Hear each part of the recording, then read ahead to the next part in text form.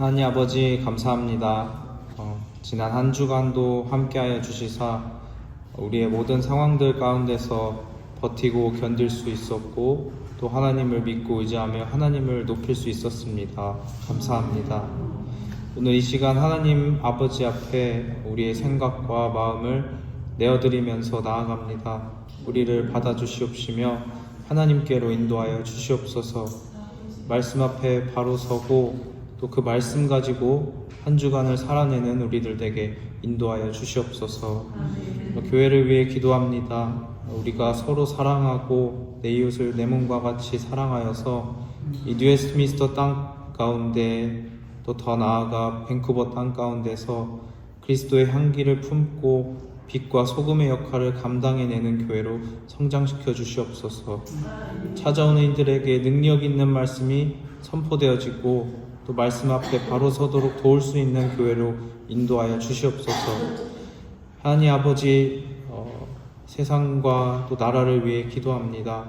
캐나다, 한국뿐만 아니라 세계가 경제적으로도 정치적으로도 많이 혼란스럽습니다. 캐나다와 한국의 정부가 잘 바로 세워지고 나라를 올바르게 이끌어갈 수 있게 인도하여 주시옵소서. 이 가운데서 우리가 세상의 힘의 논리대로 휘둘리고 흔들리는 것이 아니라 하나님을 주인 삼고 바로 설 수 있게 믿음과 지혜를 허락하여 주시옵소서. 여러 갈등과 전쟁들이 속히 종결되어지고 평화가 찾아오도록 인도하여 주시옵소서. 하나님의 뜻이 하늘에서 이루어진 것 같이 땅에서도 이루어질 수 있게 함께하여 주시옵소서. 예수님의 이름으로 기도드렸습니다.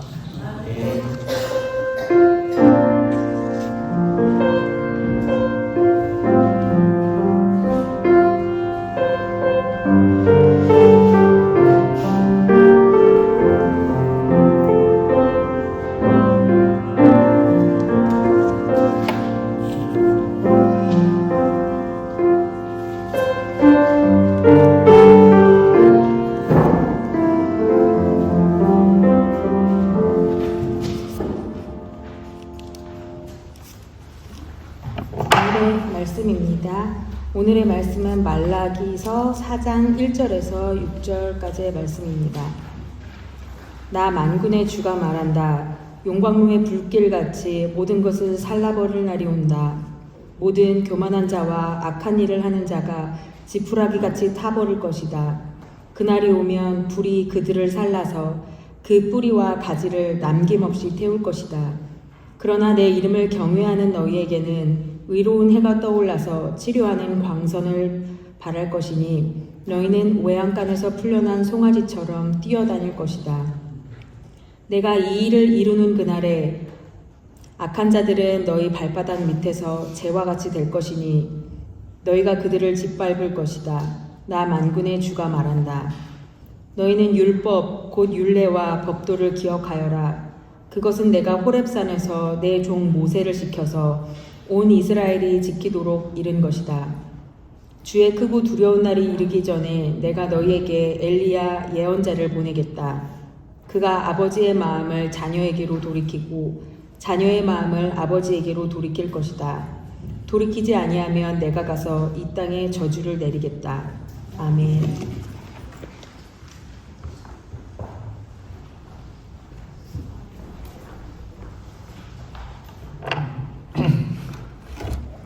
주보에 나온 대로 6월 28일, 6월 29일 전교인 수련회가 렘리에서 있습니다. 그래서 위에서 기도해 주시고 우리가 또 다시 팬데믹 이후로 다시 시작하는 또 수련회니까 같이 함께 참석하셔서 많은 위로와 많은 교제가 있었으면 좋겠습니다. 그리고 다음 주에는 우리 한성준 형제님하고 조민지 자매님 가정에 우리 젠더 리뷰이 있는데 같이 또 참석해 주셔서 같이 교제하고 축하해 주셨으면 좋겠습니다. 오늘 말라기 8번째 심판을 넘는 하나님의 마음이라는 제목을 가지고 같이 말씀 나누도록 하겠습니다. 오늘 이렇게 8번째까지 말씀을 나누고 말라기 말씀은 이제 마무리하고 다음 주부터 새로운 말씀으로 같이 나누도록 하겠습니다. 제가 최근에 이제 넷플릭스에서 즐겨보는 드라마가 있었습니다. 혹시 여러분도 보셨는지 모르겠지만 혹시 폭삭 소가수다라는 드라마 보셨나요? 보신 분 있으신가요? 예, 우리 교회는 다들 말씀만 보고 기도에 열중하시기 때문에 잘 안 보이시지만 제가 주일날 이제 밤에 이제 모든 사역이 다 끝나고 좀 편안한 마음으로 요새는 어떤 것들이 있나 하고 이렇게 보는데 그때 이 폭삭 소가수다라는 그 드라마에 대한 이야기를 듣고 이렇게 좀 봤습니다. 아마 한 번쯤은 다 들어보셨을 것 같아요. 드라마의 제목이 폭삭 소가수다입니다. 이 폭삭 소가수다라는 뜻은 우리같이 표준어를 주로 구사하는 우리의 생각과는 달리 속았다라는 것을 의미하지 않습니다. 폭삭 소가수다라는 말은 제주도 방언으로서 엄청 고생하셨습니다 라는 의미를 갖고 있습니다. 아마 많은 분들이 폭삭 소가수다를 보셨겠지만 못 보신 분들도 있을 것 같아서 잠깐 내용을 이야기 한번 해보도록 하겠습니다. 제주도에 이 가난한 가정에서 한 어린아이가, 여자아이가 태어났습니다. 가난한 가정에서 태어났고 그의 어머니는 해녀였고 그의 아버지는 재혼한 그 아버지였어요. 소녀는 총명했지만 해녀이신 어머니가 잠수병으로 돌아가시는 바람에 살아가면서 온갖 고생을 했습니다. 그렇다고 해서 소녀가 마냥 다 불행한 것은 아니었습니다. 이 소녀를 지극정성으로 사랑하는 소년이 있었고 이 소녀는 이 두 사람은 결국은 결혼하게 됩니다. 하지만 이렇게 사랑으로 결혼했다고 해서 이 두 사람의 삶이 행복하고 마냥 좋은 것은 아니었습니다. 그러니까 삶이 쉬운 것이 아니었다라는 거예요. 아무리 사랑하고 서로를 위한다고 한들 삶에는 수많은 고난이 찾아왔고 이 부부에게도 그런 어려움이 있었습니다. 좀 살만하면 고난이 찾아오고 살만하면 가족들이 문제를 일으키고 또 이제 좀 살만하니까 자식들이 어려움을 일으키게 되었습니다. 하지만 이 제주도 소녀는 꿋꿋하게 삶을 살아갔고 결국에는 행복한 마무리로 이야기가 끝이 납니다. 이 드라마는요, 제가 건조하게 지금 줄거리를 말씀드리는 것보다 직접 보시는 것이 훨씬 재밌습니다. 넷플릭스가 없으신 분들은 그 유튜브에서 내용이라도 간단하게 추약된 내용이라도 한번 보시면 상당히 옛날 생각도 나실 거고 참 아름답다 삶이 무엇인가 이런 생각들을 아마 하시게 될 것 같습니다. 궁금하신 분들은 한번 찾아보시기 바랍니다. 어찌되었든 간에 이 제주 소녀의 인생 이야기가 우리에게 잘 와닿는 것은 그리고 또 이 이야기를 통해서 우리가 감동을 받고 또 이 이야기를 통해서 우리가 공감할 수 있는 것은 이 이야기가 권선징악으로 이야기가 끝이 난다는 것입니다. 이 권선징악은 우리 모두가 잘 알고 있는 것처럼 착한 사람은 복을 받고 악한 사람은 징계를 받는다는 것이 이 이야기에 우리가 잘 알고 있는 권선징악의 구조입니다. 드라마 폭삭 소가수다 역시 전형적인 권선징악의 이야기 구조를 갖고 있습니다. 주인공의 삶이 결코 쉬운 것은 아니었지만 착하게 산 주인공은 보상을 받았기 때문입니다. 자, 이 드라마를 벗어나서 우리의 삶을 한번 생각해 보겠습니다. 우리가 태어나면서부터 우리는 학습을 통해서 삶을 배웁니다. 인생을 배웁니다. 가정에서 우리는 부모님으로부터 착하게 살라고 배웁니다. 어느 부모님이 너 이제부터는 좀 이 세상을 영악하게 살아야 돼. 이 세상을 똘똘하게 살아야 돼. 이렇게 말씀하시는 부모님은 없죠. 대부분의 부모님들은 어찌 되었든 간에 정직하게 살아라, 착하게 살아라 이렇게 말씀하시고 그 아이를 가르친다는 거죠. 우리 민지자매네도 그렇게 가르칠 예정이죠. 예, 너는 이 세상을 살 때 민첩하고 아주 지혜롭고 이렇게 아주 똘똘해서 막 이렇게 얘기하기보다는 어찌됐든 간에 건강하고 착하게 살라고 가르칠 예정이지 않습니까? 그러니까 부모님으로부터 우리가 착하게 살라라고 배웁니다. 권선징악에 대한 이야기를 듣고 그것이 권선징악이라고 이야기하지 않는다고 하더라도 착하게 살면 하나님의 복 주시고 그리고 악하게 살면 하나님의 징계가 있다는 것을 배우고 듣는 것이죠. 조금 더 나이가 들어서 학교에 들어가서 학교를 다니다 보면 우리는 학교에서 도덕과 윤리를 배우면서 다시 한번 착하게 살라라는 이야기를 듣습니다. 이 세상은 어떠하든지 간에 우리 시민들이 깨워서 착한 일을 하고 열심히 일을 하다 보면 좋은 날이 올 것이다 라고 우리는 학교를 통해서 우리가 그런 12전의 공교육을 통해서 그렇게 배워왔습니다. 마지막으로 종교 역시 마찬가지죠. 우리가 믿는 기독교 역시 우리는 착하게 살라는 가르침을 받습니다. 어느 교회를 가더라도 목회자의 어떤 설교라든지 성경 공부 가운데 여러분 악하게 사셔야 돼요. 이 세상에 다른 사람보다 앞서 나가셔야 돼요. 이렇게 가르치거나 그런 설교를 하는 곳은 없죠. 어느 교회를 가더라도 하나님의 말씀대로 착하게 살아가십시오. 이렇게 가르치고 배울 것입니다. 그래서 우리는 자연스럽게 권선징악의 구조 가운데 익숙하게 됩니다. 착하면 하나님께서 복을 주시고 악하면 하나님의 징계가 있다라는 이 권선징악의 이 구조 가운데 우리가 익숙하게 되어집니다. 착하게 살면 복을 받고 악하게 살면 벌을 받는 이 권선징악은 우리가 익히고 배운 삶의 태도이고 또 때로는 우리 신앙 가운데서도 그렇게 배우고 가르칩니다. 문제는 이런 삶의 태도가 실제 삶에서는 가끔 엉뚱한 방향으로 튄다라는 거예요. 우리가 권선징악을 배우고 그렇게 알고 그렇게 삶으로 살아왔는데 우리가 막상 삶을 살다 보면 실제로 벌어지는 삶에서의 문제는 꼭 그렇게만은 되지 않는다라는 거죠. 예를 들어서 저 사람은 법 없이도 살 사람이야 라는 평가를 받는 이가 삶에서 어려움을 겪는 일들을 우리는 자주 목격합니다.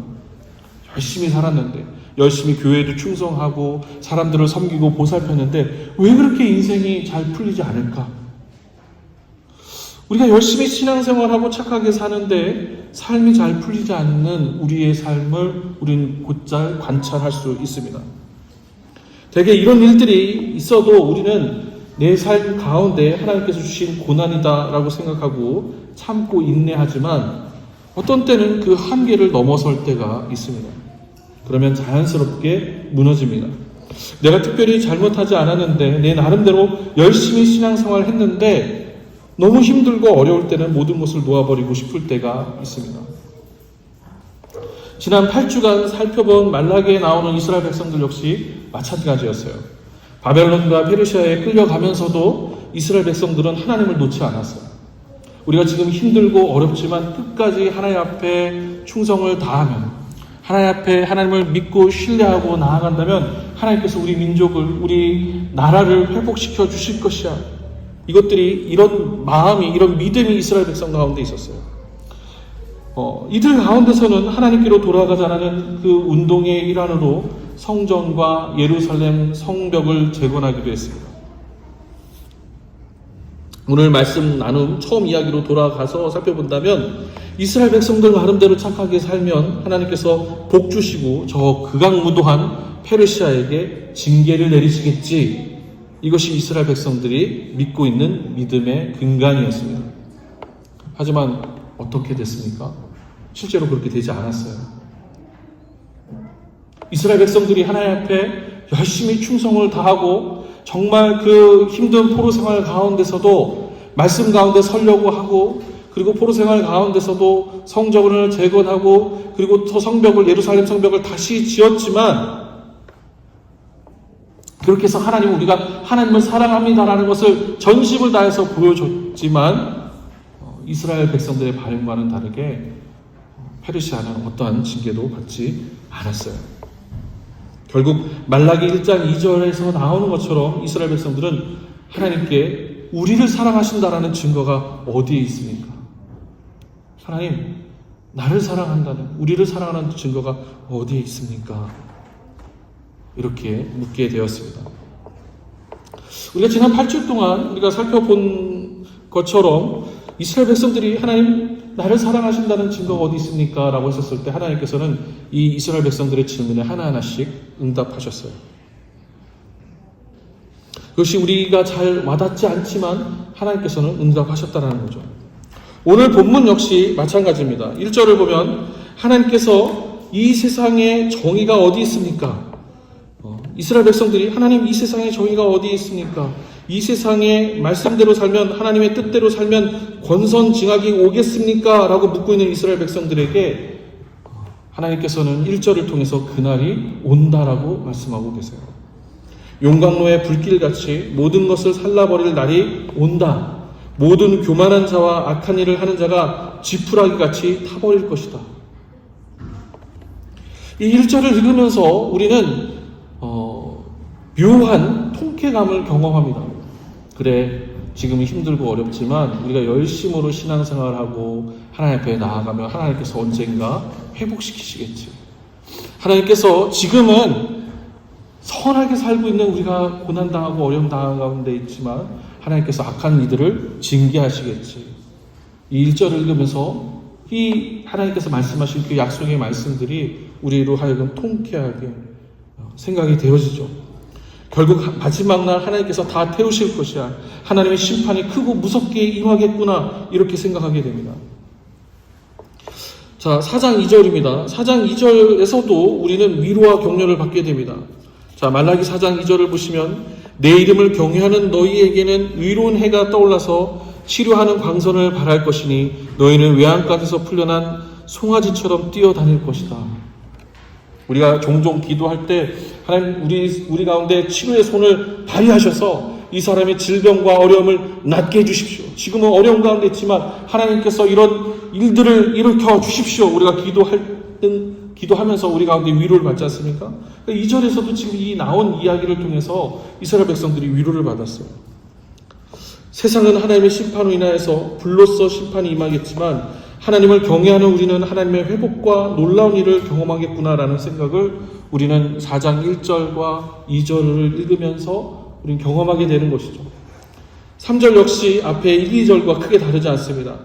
악한 자들이 하나님을 경외하는 사람들의 발바닥 밑에서 재와 같이 된다는 이야기는 말 그대로 권선징악이에요. 아, 그렇구나. 이 말라기 말씀을 읽고 묵상할수록 하나님께서 착한 이들은 하나님께서 은혜를 베풀어 주시고 복을 주시고 악하게 사는 이들은 하나님의 징계 가운데 있겠구나. 하나님께서 결국은 다 갚으시고 하나님께서 보복하시는 하나님이시겠구나. 하나님을 경외하면서 착하게 살면 하나님께서 이런 복을 주시고 하나님을 두려워하지 않고 악한 사람으로 살아가면 이런 벌을 받겠구나. 분명 말라기 4장 1절부터 3절의 말씀은 하나님의 말씀대로 살고자 애쓰고 수고하는 이스라엘 백성들과 우리에게 위로가 됩니다. 하나님 우리를 사랑하신 증거가 어디 있습니까? 라고 그렇게 묻고 있는 이스라엘 백성들에게, 또 삶에서 찾아오는 고난 가운데에서 하나님 나를 사랑하고 있는 증거가 어디 있습니까? 하나님 당신 계신 거 맞습니까? 라고 하는 우리의 그 질문 가운데 성경 본문은 4장 1절부터 3절을 통해서 하나님 징계가 반드시 있다. 하나님의 심판이 있고 마지막 그 날에 하나님의 회복의 역사가 있을 것이다.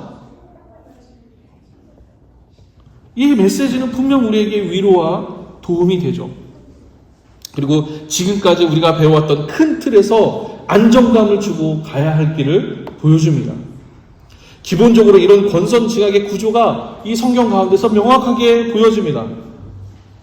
그런데 제가 본문을 보면서 그리고 우리 신앙 가운데서 계속해서 떠오르고 생각내어지는 것들이 있어요. 이게 전부일까? 권선징악의 말씀이 말라기가 정말 이야기하고 싶은 전부일까? 아니, 성경 전체에서 이제 구약의 시대를 마무리하고 예수 그리스도의 오심으로 시작될 신약의 시대, 새 생명의 시대 이야기를 이 지금 권선징악의 이야기가 다 품고 있는 것일까? 우리 신앙 가운데에서 우리가 소망을 품고 살아가는 그 모든 것들이 때로는 우리가 넘어지기도 하고 쓰러지기도 하는 모든 이야기들이 권선징악으로 이런 이야기 플롯 구조 가운데 다 해당이 될까? 아마 어떤 분들은 오늘 말씀을 들으시면서 도대체 무슨 이야기를 하려고 하는 걸까? 이영진 목사가 무슨 얘기 하는 거지? 신앙생활하고 그리고 말씀 잘 지키고 살아가면 성경에서 말하고 있는 것처럼 하나님께서 은혜를 베풀어 주시고 잘되게 하시는 거 아니야? 그것이 우리 복음의 전부가 아니야? 이렇게 생각하고 계시는 분이 있을지도 모르겠어요. 근데 오늘 저는 유독 이 말씀을 읽으면서 특히 말라기 4장 5절과 6절을 읽으면서 이런 구조가, 이런 생각이 약간 불편하게 느껴졌어요. 착하게 살면, 그리고 신앙생활 열심히 하면 하나님께서 은혜를 주신다는 것에 우리가 제가 동의하면서도 이것이 우리 신앙을 다 담고 있지 않는 것 같다라는 거예요. 왜냐하면 안 그런 경우도 너무 많기 때문에 그래요. 열심히 신앙생활하고 착하게 살았지만 고생 하다가 하나님 품으로 돌아가는 경우가 너무도 많이 우리가 경험했기 때문에 그래요. 아니 어떤 이들은요, 하나님을 알지도 못하고 권력과 돈을 쫓아서 자기 하고 싶은 대로 살았지만 아무런 심판도 징계도 받지 않고 삶을 마무리하는 경우도 허다하기 때문에 그래요. 근데 사실은 우리가 이런 생각을 갖고 있으면서도 대개 여기까지만, 이 4장 1절부터 4절까지만 본문을 읽고 생각하고 그냥 생각을 마무리해버린다는 거예요. 과연 그렇게 끝나는 것일까요? 하나님이 우리 삶 가운데서 벌어지는 수많은 일들 가운데서 모든 것을 권선징악으로 열심히 하고 신앙생활 잘하고 하면 하나님 복 주시고, 그렇지 않으면 하나님 다 내팽개 치시는, 그렇게 그냥 이야기되는 것으로 모든 이야기가, 우리의 신앙이 다 설명이 될 수 있을까요? 저는 그렇지 않다라고 봐요. 특히 이 본문을 통해서 말라기 4장 5절과 6절을 통해서 사실 이 말씀 가운데서 새로운 도전이 우리 가운데 있어요. 자, 말라기 4장 전체를 다시 한번 살펴보시기 바랍니다. 1절부터 3절은요, 분명히 권선징악의 형태를 띠고 있어요. 하나님께서 마지막 때에 심판하신다라는 메시지를 담고 있어요. 악한 이들을 하나님께서 징계하시고 착하게 하나님의 말씀을 따라 지키고 살던 이들에게 하나님께서 은혜를 베풀어 주신다라고 이야기하고 있어요. 결국 마지막 날 모든 것이 끝나는 심판의 날에 하나님께서 오랜 시간 단단하게 뿌리내린 악한 모든 것을 심판하신다라는 징악의 모습을 말씀하고 계세요. 말라기는 먼저 이런 하나님의 심판을 이야기함으로써 찰나의 순간을 살고 있는 우리의 삶이 전부가 아니라 영원하신 하나님의 심판이 우리 사고와 경험 밖에 분명히 있음을 말하고 있어요. 그러니까 1절부터 3절에서 권선징악은 우리는 사실은 우리의 삶 가운데서 찰나의 순간을 살고 있으면서 속히 그런 일이 일어났으면 좋겠어. 내가 눈으로 봤으면 좋겠어. 하나님이 그렇게 심판하시고 하나님께서 징계하시는 것들이 내 눈으로 보고 경험하면서 직접 바로바로 다이렉트로 이루어졌으면 좋겠어 라고 생각하고 있는 우리에게 4장 1절부터 3절은 하나님의 심판과 징계는 분명히 있지만 그것은 우리의 생각과 사고 밖에 존재한다는 것을 이야기하고 있어요. 하나님의 시선은, 하나님의 관점은 우리보다 더 크고 더 놀라우신, 더 위에 계신 분이라는 거예요. 근데 사실 우리는 권선징악의 구조 가운데 있으니까 하나님께서, 그 위대하신 하나님께서, 알파와 오메가이신 하나님께서 내 생각과 내가 경험되지 않은 것으로 역사하실 때, 하나님 정말 어떻게 이러실 수 있어요? 그렇게 반응하는 우리에게 1절부터 3절은 하나님은 어떤 하나님인지, 위대하시고 크신 알파와 오메가이신 하나님이기 때문에 반드시 하나님의 심판이 있음을 이야기해요. 그러니까 즉 하나님의 심판은 우리의 사고와 경험의 밖에 있다라는 거예요. 그런데 말라기가 진짜 하고 싶은 이야기는요, 사실 1절부터 4절의 이야기가 아니에요. 말라기가 진짜 하고 싶은 이야기는 5절과 6절의 이야기예요. 말라기가 진짜 하고 싶은 이야기는 심판 그 이상의 이야기예요. 아주 간단하게 말하자면 우리가 예수 그리스도를 믿고 신앙생활을 하는 것은 예수를 믿음으로 축복받고 악을 징계하자는 것이 아니라는 거예요. 이 구조 안에 있으면 내가 생각할 때 악이 징계되지 않으면 계속해서 신앙생활이 힘이 듭니다.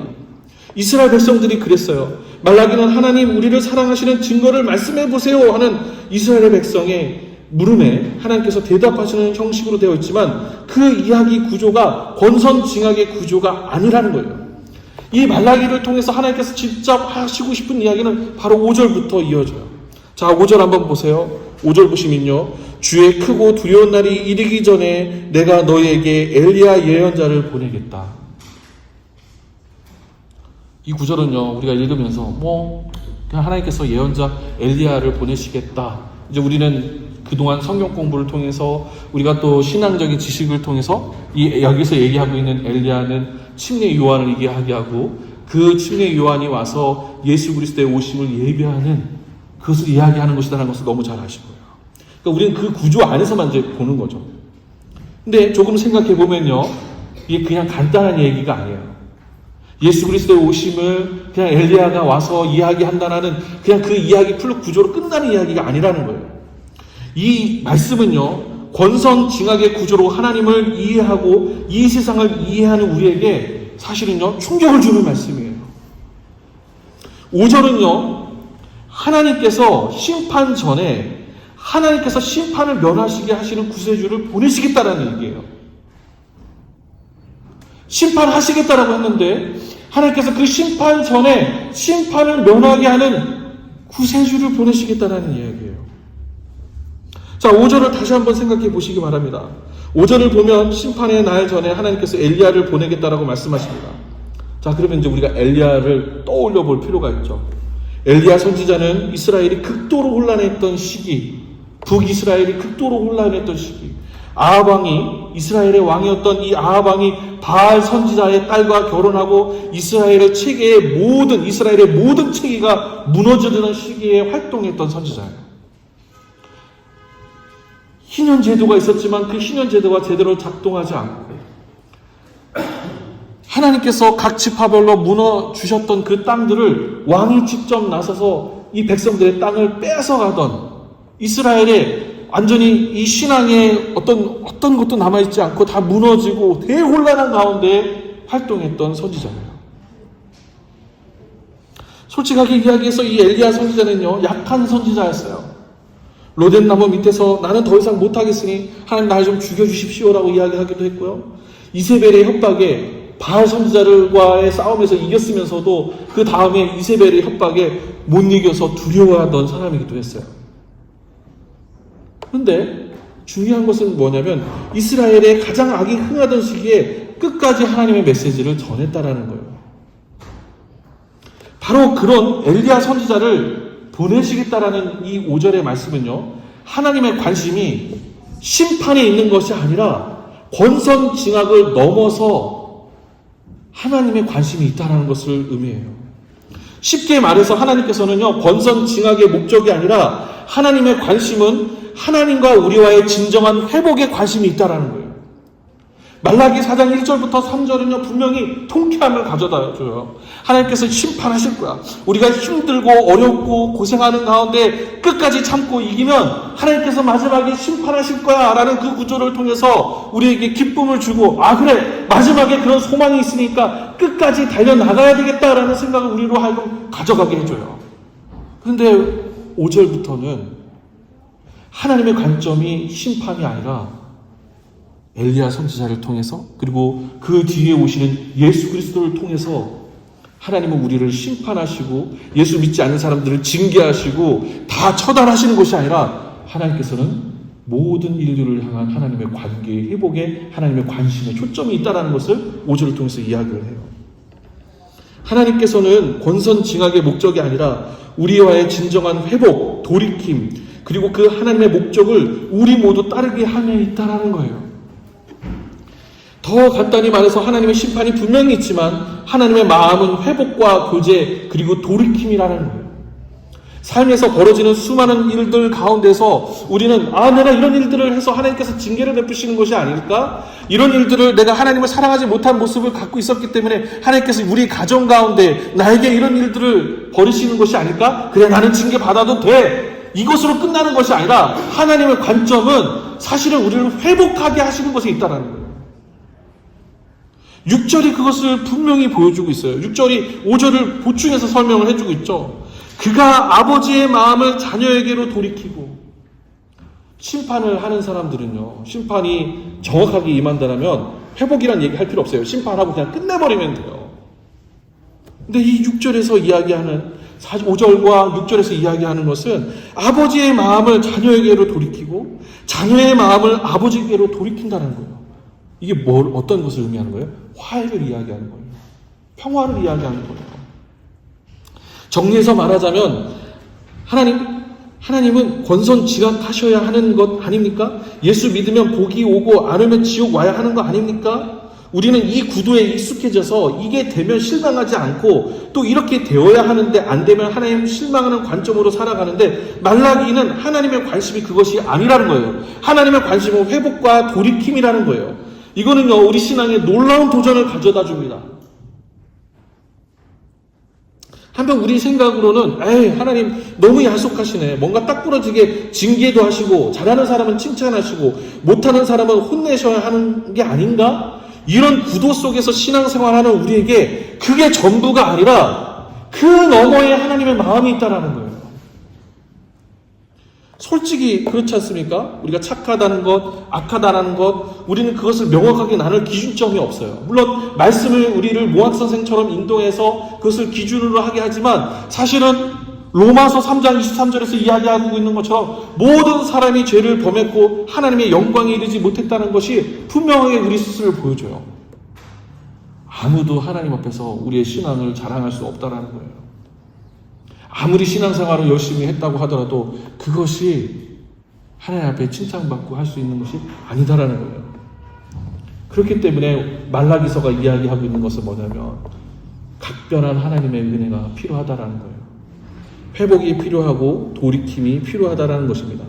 말라기가 진짜 이야기하고 싶은 것이 바로 이것입니다. 딱 부러지고 명확하고 선과 악이 분명한 것이 아니라 우리가 그 경계에서 헤매는 사람들이라는 것입니다. 그래서 엘리야 같은 예언자, 즉 예수 그리스도처럼 자신을 내어주는 넉넉함, 회복을 위해서 자신을 밥으로 내어주는 구세주께서 우리와 함께 하실 것을 말하는 것으로 말라기를 마무리하는 것입니다. 그것이 사실 오늘 이 시대 가운데 우리 신앙인들에게 필요한 것입니다. 우리가 신앙생활을 하면서 하나님 뭔가 이루어 주십시오.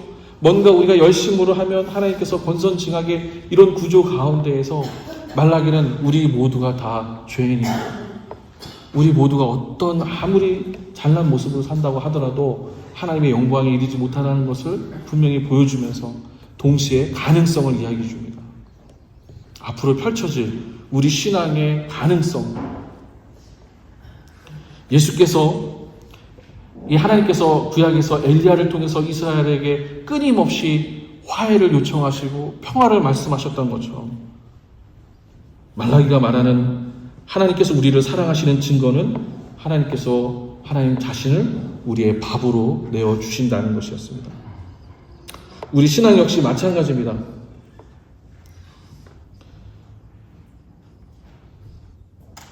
우리 신앙 가운데서 우리 로고스 교우 여러분 서로의 밥이 되어주시기 바랍니다. 서로의 밥이 되어주시면 돼요. 서로의 호구가 되어주시면 돼요. 알면서도 속아주시기 바랍니다. 그리고 정의와 심판을 믿으면서 넉넉함으로 기다려 줍시다. 우리의 후배들을 또 우리의 선배들을 또 우리와 함께하는 이들을 기다려주고 또 인내해 주시는 저와 여러분이 되셨으면 좋겠습니다. 기도하겠습니다.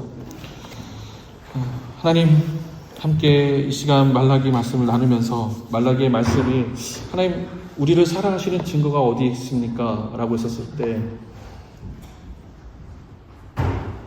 하나님께서는 우리를 징계하시고 심판하시기보다는 넉넉하게 기다려주시고 하나님 당신께서 우리의 밥이 되어주심으로 우리와 평화를 이루셨던 것처럼 이 시대에 살아가는 우리에게 예수를 믿지 않아도 아무런 이상이 없다라고 여겨지는 그런 시대 가운데 교회를 이루고 있는 우리가 서로에게 밥이 되어줌으로 서로의 호구가 되어줌으로 넉넉하게 서로를 위해서 내어줄 수 있는 우리 공동체가 될 수 있도록 도와주시옵소서. 감사합니다. 예수님의 이름으로 기도합니다. 네, 이 시간 우리 같이 연이어서 주의 만찬을 시작하도록 하겠습니다. 오늘 성찬 위원으로는 김민규 안식사님 그리고 조세현 형제님 성찬 위원으로 섬겨주시고요. 네, 앞으로 나와주시기 바랍니다.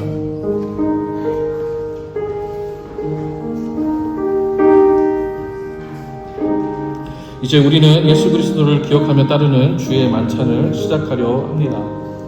주님께서는 고난당하시고 십자가에 못 박히시기 전 제자들과 함께 식사의 자리를 마련하셨습니다.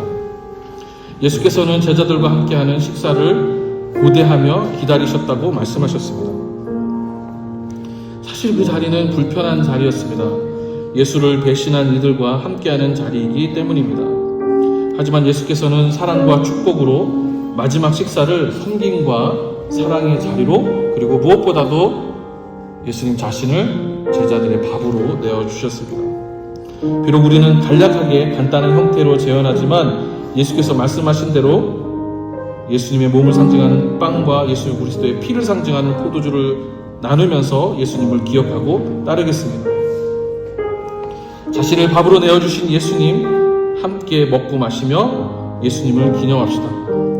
예수를 따르기로 작정한 분들, 예수님처럼 여러분 자신을, 나 자신을 빵과 포도주로 나눠 주실 분들은 이 만찬에 함께 참여할 수 있습니다. 이제 성찬위원분들은 그렇게 작정한 분들에게 빵과 포도주를 나눠주시기 바랍니다.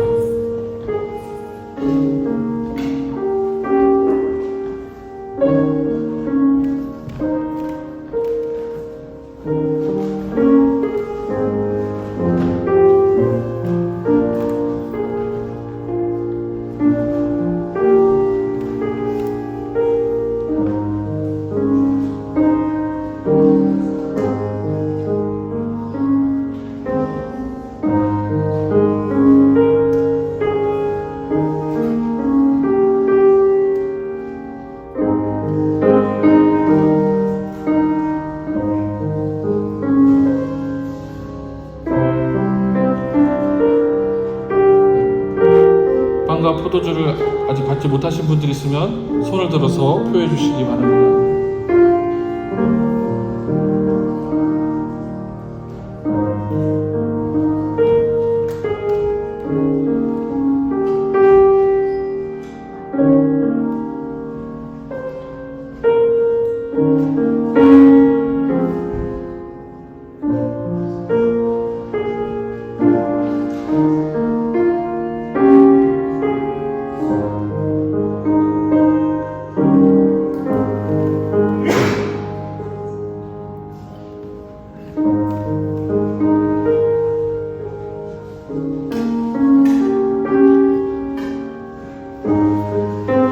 혹시 못 받으신 분 계신가요?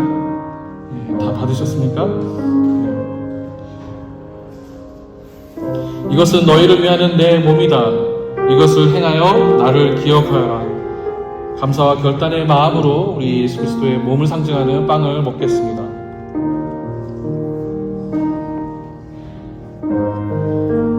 이 잔은 내 피로 세운 새 언약이다.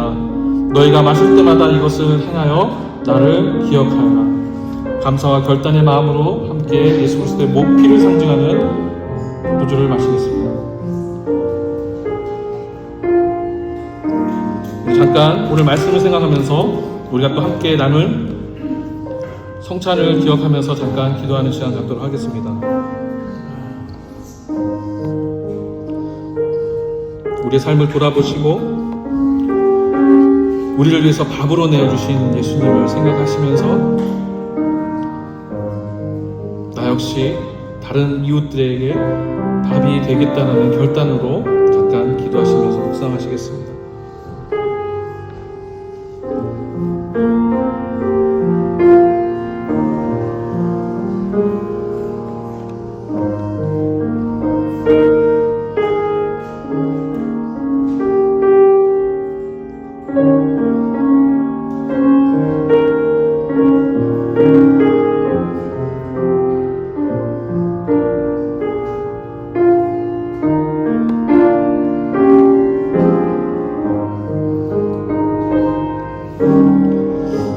하나님 아버지 감사합니다. 이 시간 함께 예수 그리스도의 몸과 피를 상징하는 빵과 포도주를 나누면서 예수님처럼 우리 자신도 우리 서로를 위해 내어줄 수 있는, 또 우리 자신을 다른 누군가를 위해서 밥이 될 수 있는 그런 결단의 시간을 가졌습니다. 우리 연약하고 부족하지만 그 결단한 대로, 성찬에 참여한 대로 그렇게 예수 그리스도를 뒤따르는 우리가 될 수 있도록 도와주시옵소서. 예수님의 이름으로 기도합니다. 아멘. 우리 다 같이 일어나셔서 세상 흔들리고 같이 찬양하겠습니다.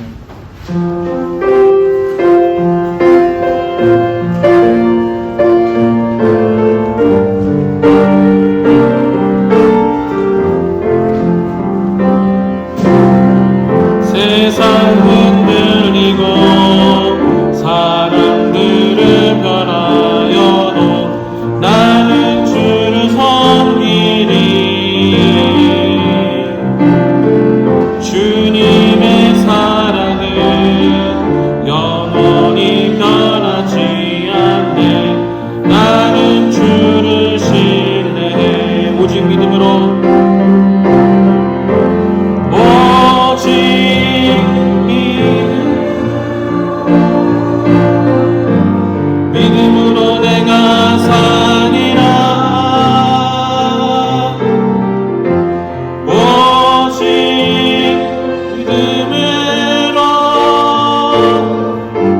믿음으로 내가 살리라. 오직 의인은